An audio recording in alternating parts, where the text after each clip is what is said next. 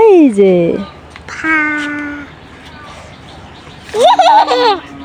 নাও, ধরো ধরো ধরো ধরো, এই যে আমার কাছে আসো। ওয়াও, কত সুন্দর ফুলগুলো আব্বু। এই দেখো। আসসালামু আলাইকুম, কেমন আছেন সবাই? আশা করি ভালো আছেন। আলহামদুলিল্লাহ আমরাও ভালো আছি। তো গরম তো চলেই আসছে, তাই আমরা ফ্রিজ পরিষ্কার করতে চলে আসছি। তো বন্ধুরা দেখুন, শীতের টাইমে আমাদের ফ্রিজের ভিতরে কত পরিমাণ বরফ জমেছিল। ফ্রিজের ভিতরে অনেক দিন আগের যত মাছগুলো ছিল সব বের করে নেব, আর বাইরের যারা আমাদের ফ্রিজে মাছগুলো রেখেছিল তাদেরটাও আজকে দিয়ে দেব। ফ্রিজটাকে একদম ক্লিন করে ফেলবো।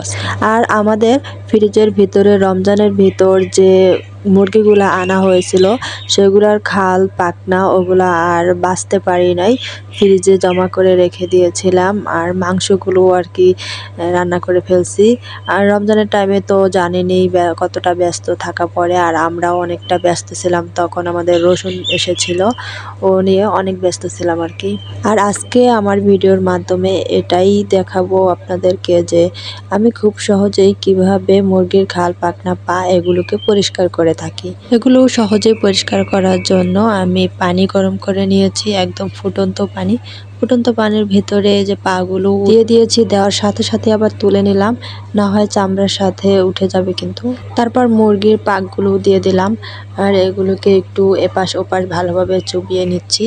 আর এই যে দেখতেই পাচ্ছেন যে চুবানোর সাথে সাথে এগুলো কত সুন্দর সহজেই উঠে যাচ্ছে। মুরগির গোশের সাথে খাল পাকনা রান্না করা থেকে এগুলো কিন্তু আলাদা করে রান্না করলে অনেক বেশি মজাদার হয়ে থাকে। তো আজ মুগ ডাল দিয়ে রান্না করব, মুগ ডাল দিয়ে রান্না করলে অনেক মজা লাগে। তো এই যে দেখুন কতটা সহজে চামড়াগুলো উঠে যাচ্ছে।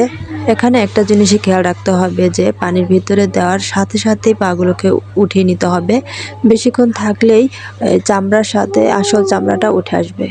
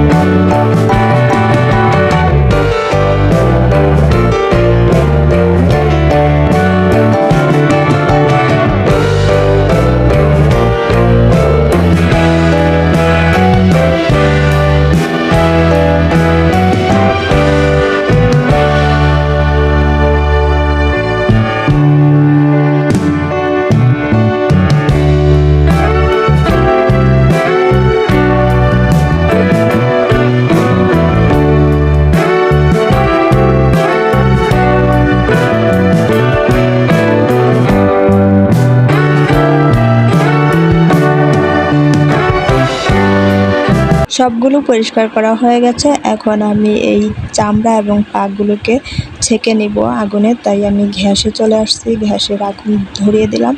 এখন আমি এই পাগুলোকে খুব ভালোভাবে ছেঁকে নিব। আর খুব ভালোভাবে ছেঁকে নেওয়ার কারণে এই পাগুলোর ভেতরে যে ছোট ছোট লোম ছিল ওগুলা সব পরিষ্কার হয়ে যাবে। পাকগুলো ছেঁকা হয়ে গেছে সব। তো এখন আমি চামড়াটাকে ছেঁকে নেব। চামড়ার ভিতরেও অনেক ছোট ছোট লোম দেখা যায়, ওগুলোকেও ছেঁকে নেব। আর গ্যাসে এভাবে ছেঁকার কারণে এটা যতটা পাতলা ছিল একেবারে মোটা হয়ে যাবে, আর লোমগুলো সব পরিষ্কার হয়ে যাবে। আর খুব সহজে এগুলো এভাবে ছেঁকে পরিষ্কার করে ধুয়ে তারপরে এই চামড়াগুলোকে একদম ছোট ছোট করে কেটে নেব।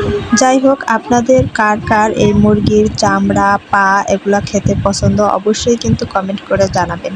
আর পছন্দ না হলেও কমেন্ট করে জানাতে ভুলবেন না যে এটি আমার পছন্দ না। ওকে, এই দেখুন আগুনে সেঁকা দেওয়ার পরে চামড়াটা কতটা মোটা হয়ে এসেছে।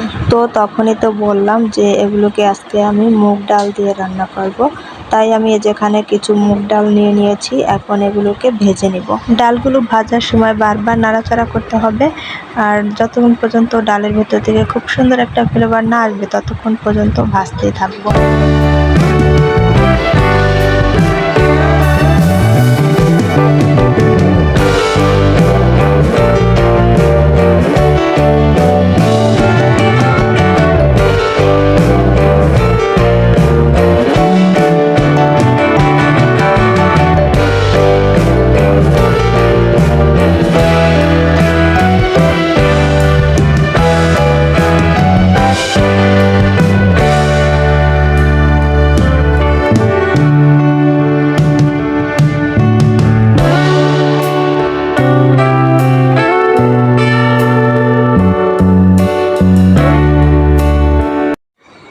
ভিডিওটা যেহেতু চামড়া পরিষ্কার করা নিয়ে, তাই আর রান্নার প্রসেসটা দেখালাম না। তাই এই যে আমার রান্না করা হয়ে গেছে। রেসিপিটি কেমন হয়েছে অবশ্যই কমেন্ট করে জানাবেন। আর এতক্ষণ ভিডিও জুড়ে থাকার জন্য অসংখ্য অসংখ্য ধন্যবাদ।